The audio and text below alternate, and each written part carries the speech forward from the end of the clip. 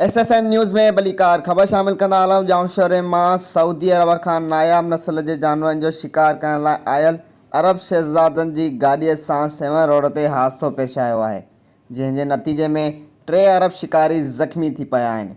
Police में थरथलो मची वियो, मिंटनि में पहुची विया। इहा नाज़रीन काठोड़ लग इंडस हाईवे ते जामशोरे खां सेवण तरफ़ वेंदड़ अरब शहज़ादनि जी सफ़ारी लैंड क्रूज़र गाॾी तेज़ रफ़्तारी सबबि साम्हूं ईंदड़ मज़दा कंटेनर सां टकराइजी वई, जंहिं जे नतीजे में 3 अरब शिकारी ज़ख़्मी थी पिया। ज़ख़्मियुनि में शामिल मुबारक सालम, अब्दुल्ला गिमाती, सोहेल सईद शामिल।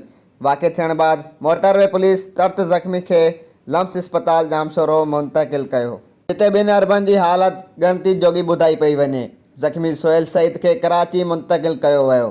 ज़रियनि मूजिबि इतला पिणु मिलिया आहिनि त अरब शहज़ादनि जी गाॾीअ में नायाब नस्ल जा पखी पिणु मौजूदु हुआ।